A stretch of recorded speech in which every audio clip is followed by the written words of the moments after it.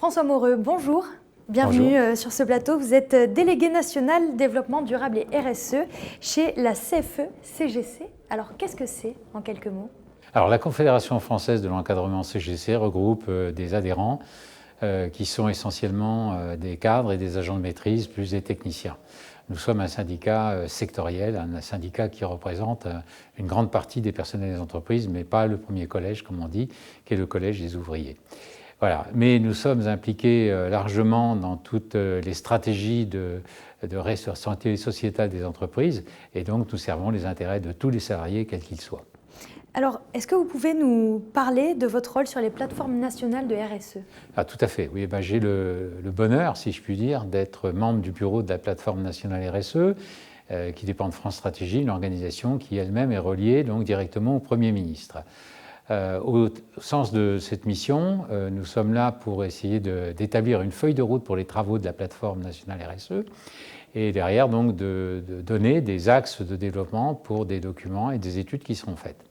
À ce titre, j'ai pu remettre avec d'autres animateurs un rapport sur l'empreinte biodiversité des entreprises au mois de mars dernier à Emmanuel Vargon, secrétaire d'État.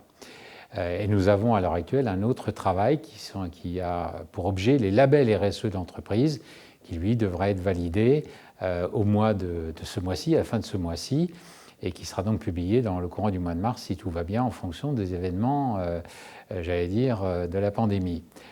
Quoi qu'il en soit, je suis aussi co-rapporteur pour ce travail et j'en suis très fier à partir du moment où c'est aussi quelque chose qui raccorde nos intérêts à ceux des entreprises, en fin de compte, que nous avons le plaisir de récompenser aujourd'hui au cours des trophées RSE Provence, Alpes, Côte d'Azur, Région Sud. Et alors, l'une de vos missions, c'est aussi la révision de la norme AFNOR 26000. Alors oui, tout à fait. Alors là, c'est-à-dire que j'ai été recruté, si je puis dire, par AFNOR Normalisation dans son groupe de travail développement durable, responsabilité sociétale.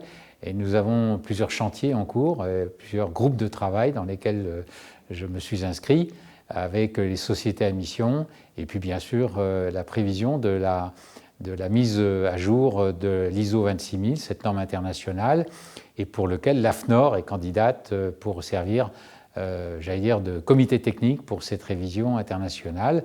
Et nous étions, il y a quelques jours, en visioconférence, en CIN, c'est-à-dire en groupe de travail international, pour essayer de voir comment on va pouvoir réviser cette norme ISO 26000 qui gère la RSE, et donc de la manière dont ça pourra se faire.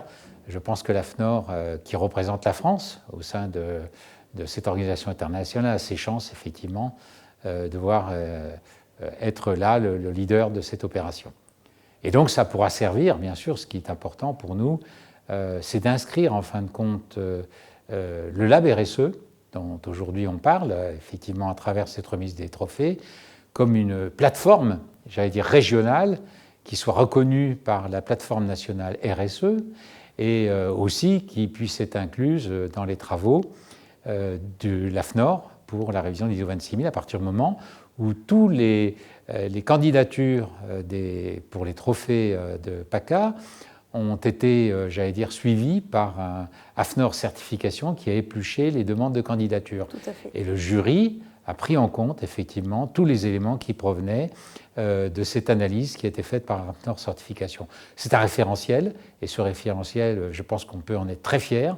Et nulle part ailleurs, et j'y tiens, il n'existe aujourd'hui d'un jury paritaire entre organisations syndicales de salariés et organisations professionnelles pour effectivement, j'allais dire, juger des entreprises et leur permettre d'accéder à un trophée qu'elles ont bien mérité.